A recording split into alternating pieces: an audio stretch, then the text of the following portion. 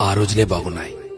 టెన్షన్లు, ఒత్తిళ్లు, డబ్బు సంపాదన ఇలా అతిగా ఆలోచనలు లేకుండా ఉన్నంతలో కుటుంబమంతా కలిసి ఆనందంగా గడిపిన ఆ రోజులే బాగున్నాయి. ఆదివారం ఆటలాడుతూ అన్నాన్ని మరచిన ఆ రోజులే బాగున్నాయి. మినరల్ వాటర్ గోల లేకుండా కుళాయి దగ్గర, బోరింగుల దగ్గర, బావుల దగ్గర నీళ్లు తాగిన ఆ రోజులే బాగున్నాయి. ఎండాకాలం చలివేంద్రాల్లోని చల్లని నీళ్ల కోసం ఎర్రని ఎండని సైతం లెక్క చేయని ఆ రోజులే బాగున్నాయి. వందల కొద్దీ ఛానళ్లు లేకున్నా ఉన్న ఒక్క దూరదర్శన్లో శుక్రవారం చిత్రలహరి, ఆదివారం సినిమా కోసం వారమంతా ఎదురుచూసిన ఆ రోజులే బాగున్నాయి.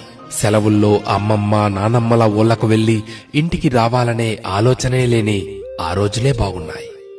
ఏసీ కార్లు లేకున్నా ఎర్ర బస్సుల్లో కిటికీ పక్క సీట్లో నుండి ప్రకృతిని ఆస్వాదించిన ఆ రోజులే బాగున్నాయి.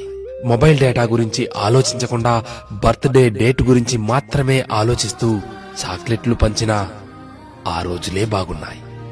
మటన్ బిర్యానీ, చికెన్ బిర్యానీ లేకున్నా ఎండాకాలం వచ్చిందంటే మామిడికాయ పచ్చడితో అందరం కలిసి కడుపు నిండా అన్నం తిన్న ఆ రోజులే బాగున్నాయి.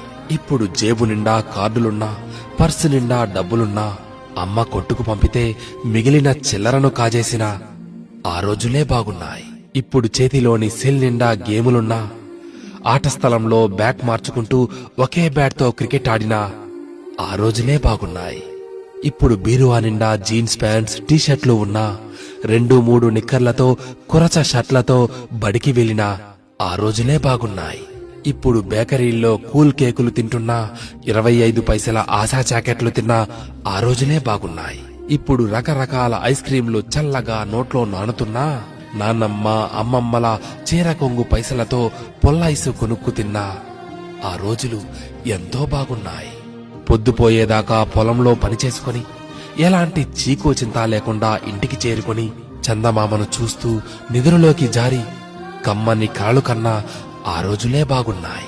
నిజమే, ఆ రోజులే బాగున్నాయి కదూ.